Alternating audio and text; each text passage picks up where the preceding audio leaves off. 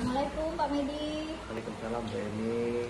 Bagaimana kabarnya hari ini Pak? Alhamdulillah Bu, baik. Ibu bagaimana kabarnya Bu? Alhamdulillah sehat Pak.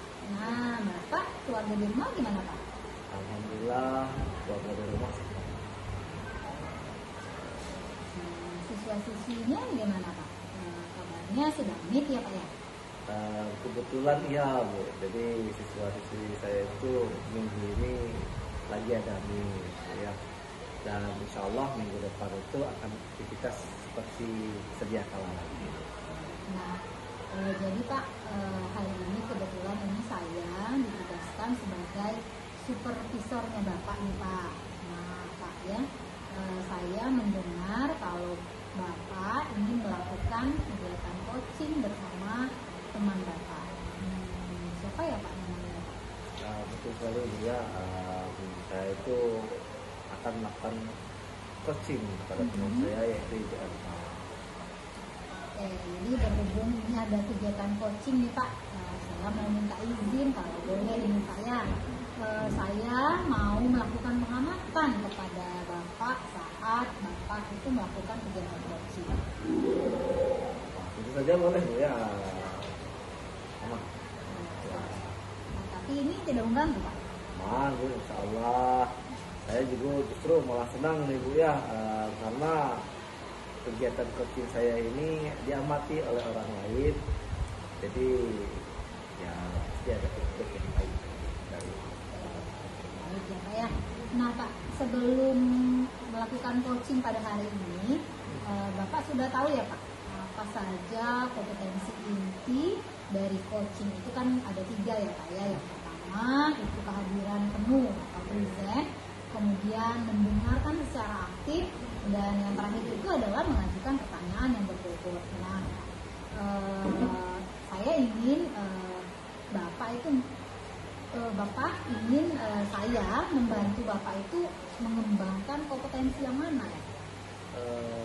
Begini Bu ya, dalam melakukan teknik coaching yang sebelumnya pernah saya lakukan Bu ya, saya itu mungkin ingin mengembangkan kompetensi mendengarkan secara aktif. Seperti itu ya Pak ya, mendengarkan secara aktif. Nah, mendengarkan secara aktif ini Pak adalah sebuah keterampilan penting dalam coaching. Karena apa? Karena membantu kita itu untuk benar-benar memahami apa yang dirasakan dan apa yang dipikirkan oleh coaching. Nah, untuk kompetensi mendengar secara aktif ini, bisakah Bapak jelaskan secara lebih rinci lagi Pak? Oke, kalau menurut saya Bu ya, mendengarkan secara aktif ini kan artinya kita harus fokus pada coaching kita tanpa harus memberikan label kepada mereka atau judgement. Kemudian berasumsi dan mengaitkan dengan pengalaman pribadi mereka seperti itu si coaching kita ini. Menurut saya. Iya. Baik Pak. Nah Pak ya, berarti Pak mendengarkan secara aktif ini Bapak itu harus fokus terhadap coaching, kemudian tanpa memberi label atau judgement, kemudian berasumsi dan mengaitkan dengan pemahaman pribadi atau asosiasi ya. Nah Pak, jadi apa nih tujuan utama Bapak dalam mengembangkan kemampuan mendengarkan secara aktif ini Pak? Oke. Jadi saya itu punya niat, punya tujuan itu Bu, agar saya itu sebagai si coach dapat menjadi lebih baik lagi dalam melakukan coaching kepada coach saya itu, sehingga saya itu si coach saya ini nanti merasa lebih didengar dan mereka itu merasa dipahami seperti itu. Oke, itu sebuah tujuan yang luar biasa ya Pak ya, sangat bagus itu. Nah, mendengarkan secara aktif ini kan memang sangatlah penting. Tentunya kenapa ya? Jadi untuk membangun hubungan yang kuat dengan coaching ya Pak ya. Nah, apakah ada Pak tujuan yang lain yang lebih spesifik yang kira-kira mungkin ingin Bapak capai seperti itu? Oke. Mungkin selain yang saya sebutkan tadi Bu ya, yaitu mendengarkan situasi agar mereka lebih mudah dipahami. Mungkin tujuan lainnya itu saya ingin memberikan umpan balik yang positif kepada psikologi saya ini, yang sifatnya relevan dan bisa membantu mereka. Oke, sangat bagus ya Pak ya. Jadi tujuan kita kita ini adalah meningkatkan kemampuan Bapak untuk mendengarkan secara aktif agar koci merasa didengar dan juga merasa dipahami, serta memberikan umpan balik yang relevan dan membantu. Nah, selain itu ada enggak yang Bapak tambahkan? Mungkin saya juga perlu ya Bu, untuk meningkatkan kemampuan saya itu dalam menangkap nuansa emosional dari percakapan yang saya lakukan kepada koci saya dari sisi koci, sehingga saya itu sifatnya itu terasa lebih empatik kepada mereka. Mungkin seperti itu. Iya, jadi benar sekali ya Pak ya. Jadi itu juga merupakan hal yang penting. Jadi kita akan fokus pada 3 hal nih Pak. Yang pertama, mendengarkan secara aktif. Kemudian yang kedua, memberikan umpan balik yang relevan. Dan bagaimana itu menangkap nuansa emosional dalam percakapan. Kemudian sebelumnya itu Bapak kan sudah pernah ya Pak ya berperan sebagai coach ya. Nah, menurut Bapak sendiri nih, apabila saya beri nilai skala nih dari 1 sampai 10, kira-kira Bapak berada di posisi yang mana dalam kompetensi mendengar aktif ini? Mungkin berdasarkan pengalaman Bu ya. Iya Pak, tentu harus sesuai pengalaman. Ya, jadi mungkin saya ini sekarang berada di label angka 6 ya Bu ya. Mungkin seperti itu Bu. Angka 6 rasanya Bu. Di posisi 6 ya Pak ya. Nah, apakah bisa Bapak lebih perjelas lagi posisi 6 ini maksudnya seperti apa? Misalnya sudah sampai bagaimana seperti itu? Jadi kenapa saya itu sebut 6 ya Bu ya? Itu karena pada saat sesi coaching itu ya Bu ya, saya itu kadang-kadang terganggu dengan pikiran saya sendiri. Kadang-kadang saya juga terlalu fokus nih Bu tentang apa yang harus saya katakan berikutnya nih Bu. Pertanyaan apa yang harus saya lontarkan. Mungkin seperti itu Bu. Jadi mengelola pikiran yang mengganggu itu merupakan sebuah tantangan yang sangat besar ya Pak ya. Nah, jadi menurut Bapak ini apa lagi yang harus Bapak perbaiki? Mungkin saya itu perlu lebih baik lagi dalam membaca bahasa tubuh dari si coach saya, kemudian ekspresinya, mungkin seperti itu. Selanjutnya Pak, menurut Bapak apakah ada situasi tertentu di mana Bapak ini merasa lebih sulit untuk mendengarkan secara aktif? Rasanya biasanya itu kalau saya itu dalam keadaan yang banyak tekanan, stres, atau dalam keadaan yang terburu-buru. Nah, kalau keadaannya seperti itu, biasanya saya itu menjadi cenderung kurang fokus Bu, seperti itu. Ya, gitu ya Pak ya. Jadi Bapak ini merasa masih di angka 6 ini karena ada pikiran yang mengganggu ya Pak ya. Jadi belum maksimal dalam membaca bahasa tubuh dan ekspresi wajah. Nah, serta masih kurang ini menjaga fokus, terutama saat stres atau sedang tergesa-gesa. Nah, apakah masih ada hal Pak yang perlu kita tambahkan kira-kira Pak? Mungkin saya juga harus meningkatkan kemampuan saya ya Pak ya Bu ya, untuk tetap tenang dan hadir secara penuh dalam setiap percakapan. Itu. Baiklah Pak, jadi setelah nanti kita melaksanakan pendampingan coaching, apa harapan Bapak itu akan berada pada skala berapa? Kalau tadi 6, terus sekarang Bapak maunya skala berapa Pak? Kalau tadi kan posisi saya ada di angka 6 ya. Mungkin setelah ini nanti saya harapan saya itu mungkin ada pada angka 9 ya Bu ya, dari 10 seperti itu Bu.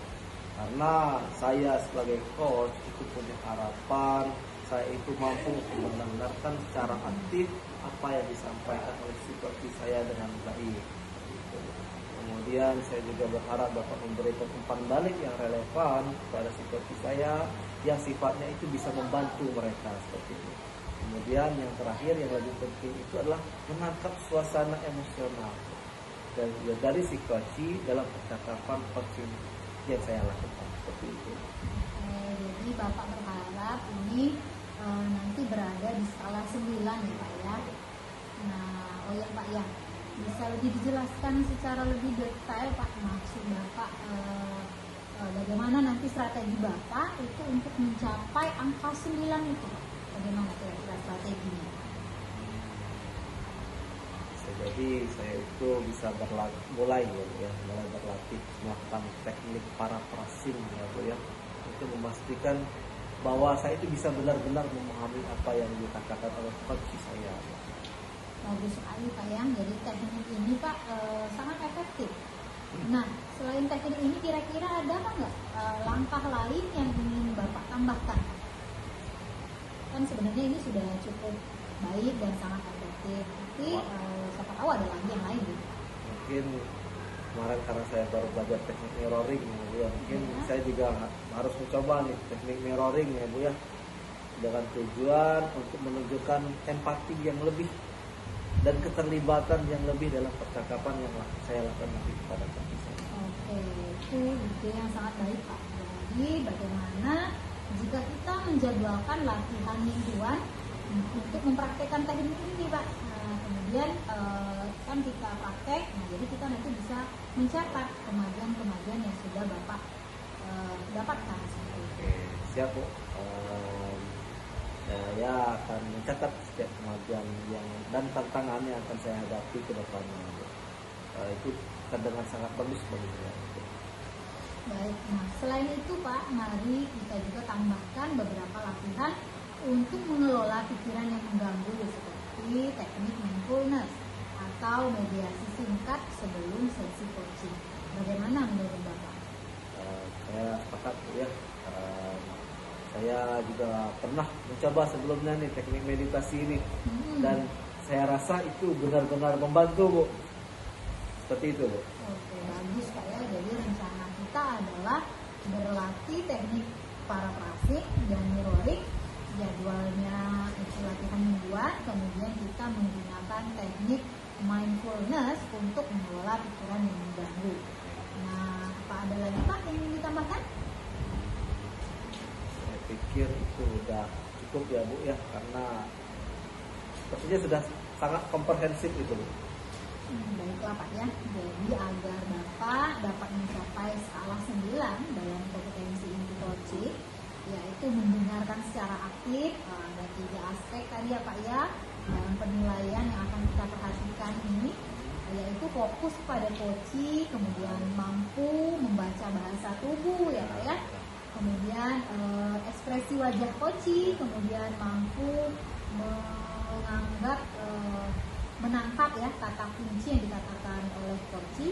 Jadi Bapak, saya ingin menunjukkan ini ada rubrik ya Pak, ada rubrik penilaian nanti apakah ketiga aspek ini ada ataukah tidak berdasarkan fokus yang Bapak harapkan seperti itu. Ya ini Pak ya, silakan Bapak cek dulu terlebih dahulu ini. Kira-kira ya, apakah itu sudah cukup rubriknya atau Bapak ada yang kurang atau tadi tidak sesuai mungkin dengan yang sudah kita diskusikan Pak? Rasanya cukup Bu. Saya pas.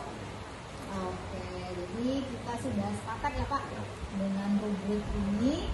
Kita sudah sepakat bersama, nanti ini akan saya amati ya Pak ya dari proses kegiatan coaching nanti. Oh iya Pak ya, Bapak sudah siap kan Pak dengan proses coachingnya nanti? Insya Allah siap Bu. Insya Allah saya sudah siap. Sudah ya Pak ya, pasti Bapak sudah siap kan? Nah jadi nanti Pak kalau Bapak sudah siap, nanti saya doakan ini semoga nanti Bapak mampu mengembangkan kompetensi yang Bapak harapkan dan itu akan berjalan dengan lancar. Nah, pertanyaannya adalah kapan Bapak akan melakukan percakapan coaching ini? Ini suatu kebetulan yang luar biasa sekali Bu ya. Kebetulan hari ini saya ada sesi coaching kepada Ibu Elva ini, sudah janjian dengan Ibu Elva untuk jadwal coachingnya hari ini. Wah, luar biasa ini Pak ya. Suatu kebetulan yang sangat luar biasa. Nah, kira-kira di mana nih Pak tempatnya? Di sini atau di mana? Kemarin perencanaannya itu di ruang guru karena sepertinya bisa dimanfaatkan Bu ya. Iya. Tapi saya memang benar-benar di sana kayak gitu. Oke. Baik Pak. Baiklah Pak, kalau begitu kita langsung saja Pak ke ruang guru ya Pak ya. Ya Bu. Oke, kita ke ruang guru Bu ya. Mari Iya, Bu. Pak. Ya.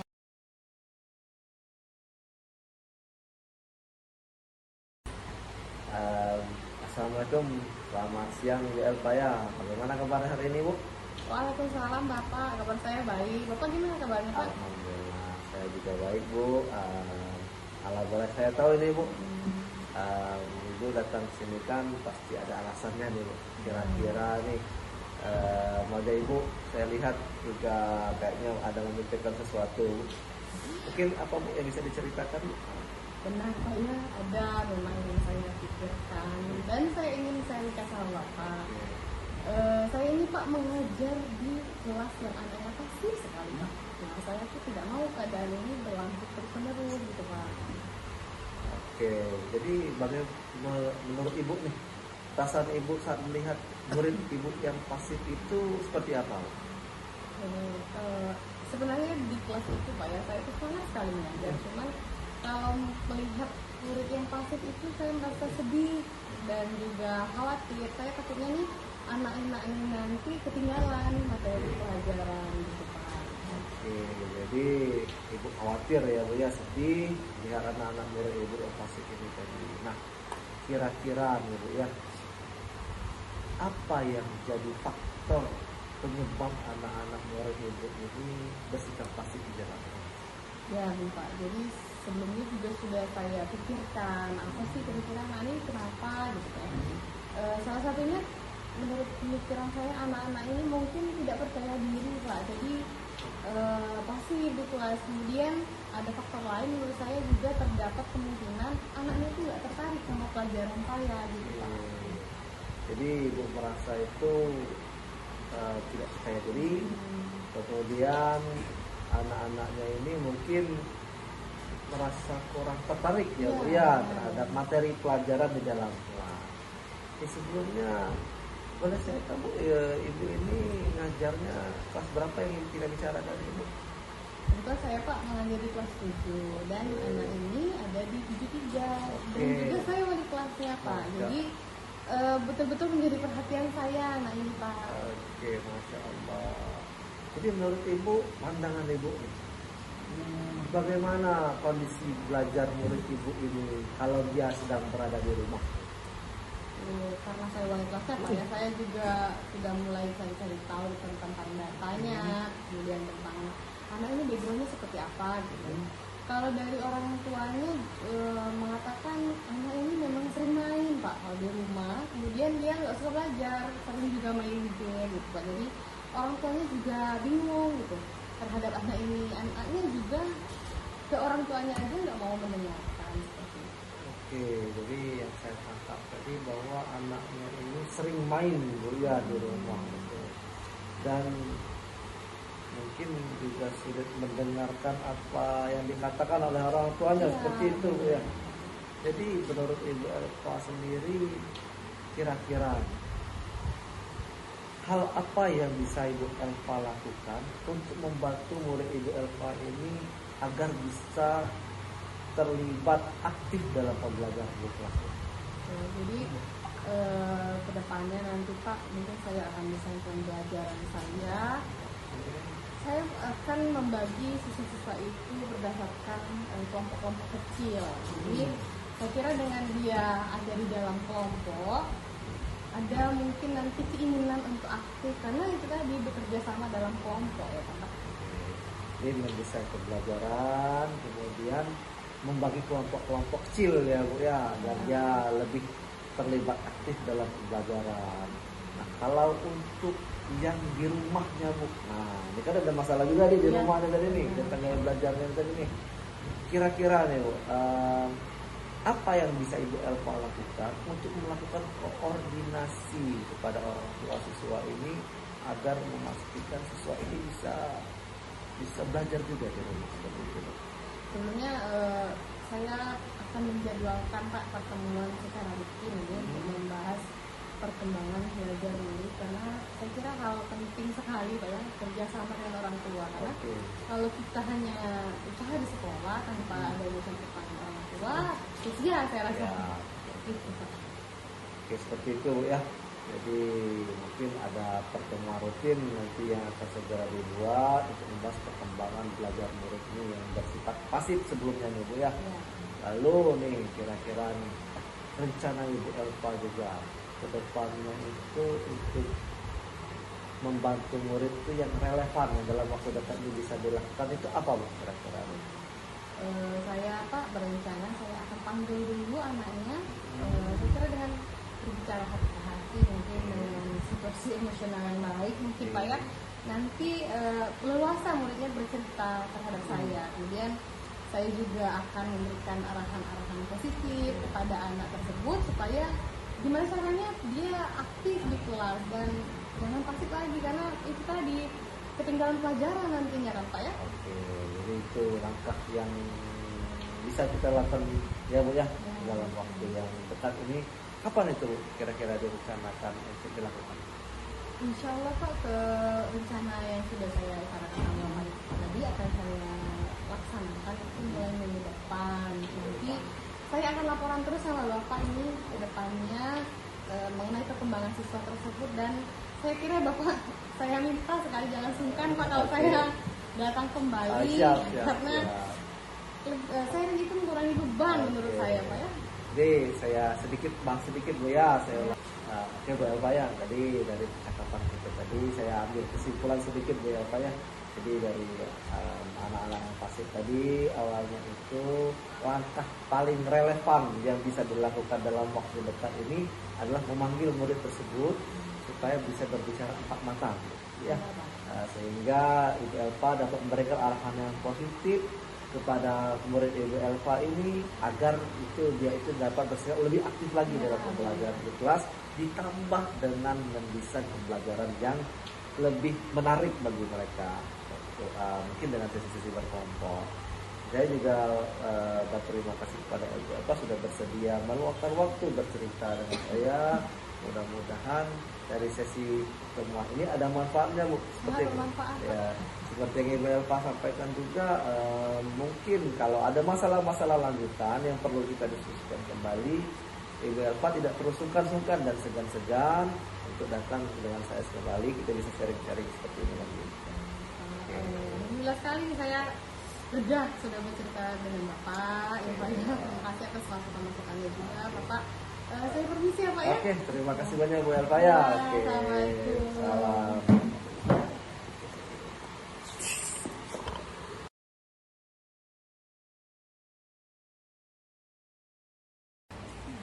Baiklah Pak Medi, tadi kita sudah menyelesaikan kegiatan praktik coaching kita ya Pak ya. Jadi saya sangat senang ini Pak bisa membahas hasil observasi mengenai kompetensi mendengarkan secara aktif yang Bapak lakukan tadi ya bersama dengan Ibu Elva tadi ya Pak ya. Nah kira-kira bagaimana nih Bapak menilai sendiri performa Bapak dalam kompetensi tadi Pak? Alhamdulillah ya, saya merasa setelah melakukan coaching tadi dengan Elva tadi bahwa saya itu sudah melakukan proses coaching itu dengan sangat baik ya. Saya juga sudah merasa bahwa saya itu sudah memenuhi 3 aspek yang tadi disebutkan sebelum kita melakukan coaching tadi Bu, yaitu fokus pada situasinya, mampu membaca bahasa tubuhnya dan ekspresi dari wajah si coach, serta mampu mengungkap kata kunci yang dikatakan oleh si coach. Baik Pak ya. Nah, jadi menurut Bapak sudah memenuhi 3 aspek tadi ya Pak ya dalam kompetensi mendengarkan secara aktif.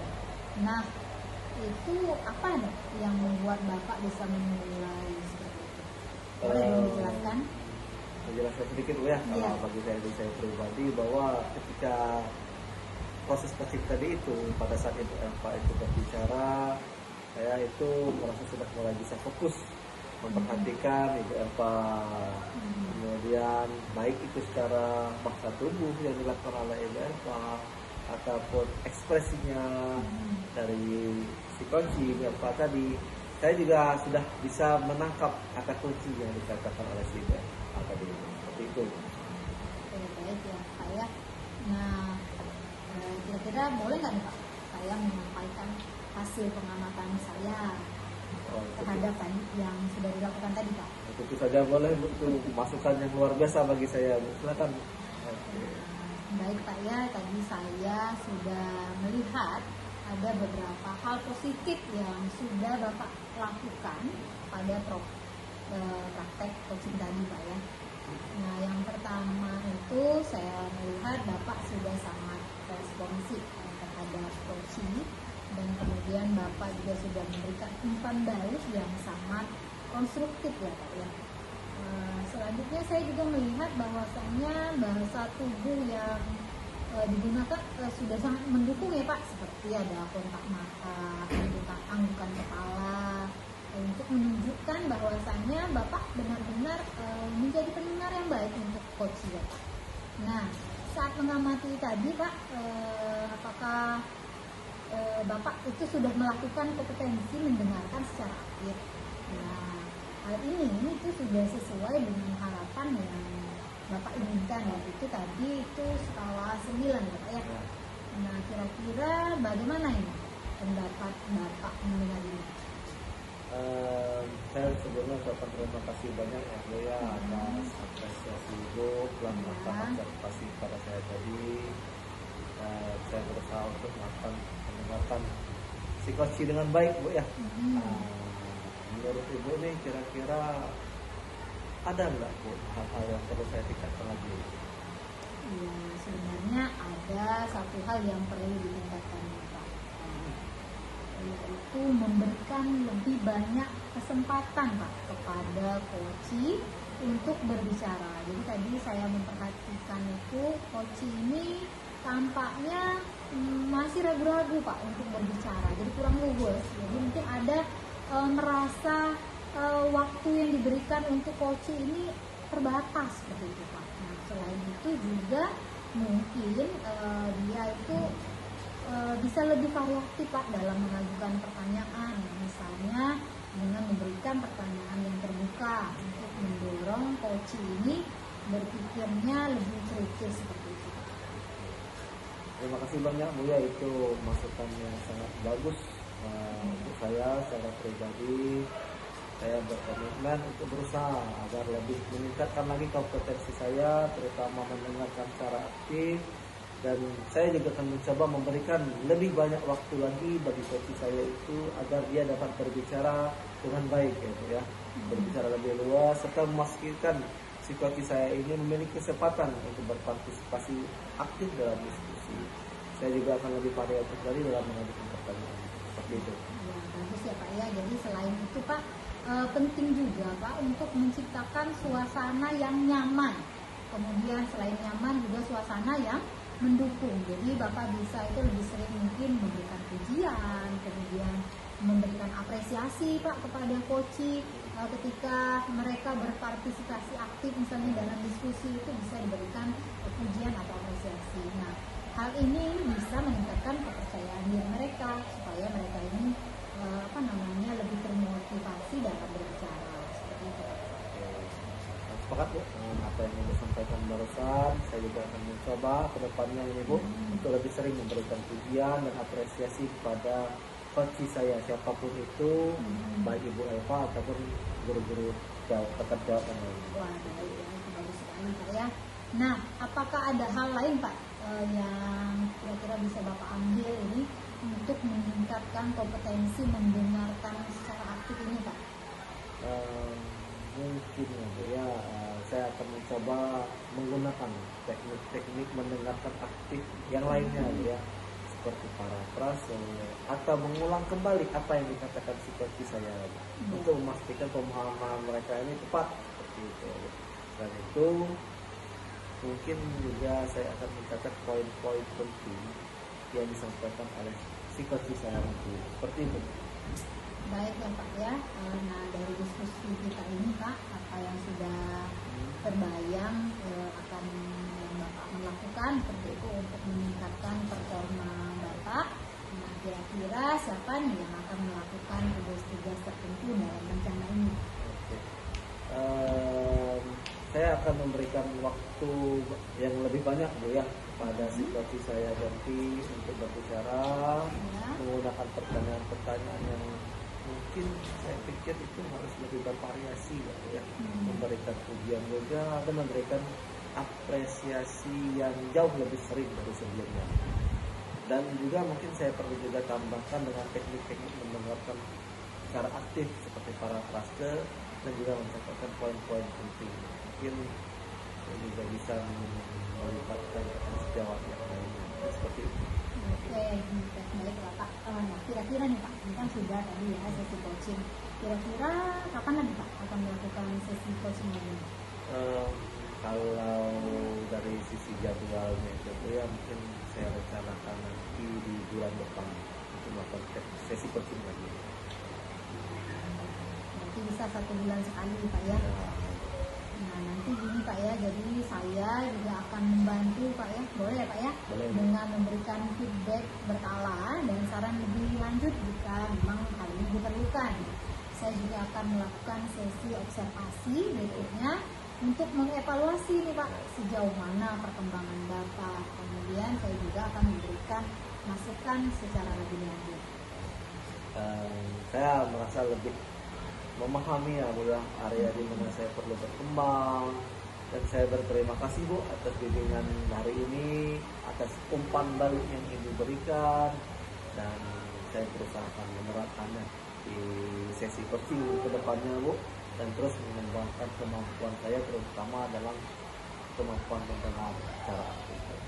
Baik, sama-sama Pak Medi ya. Jadi saya yakin ini Pak, dengan komitmen Bapak, kemampuan mendengarkan Bapak itu akan semakin berkembang.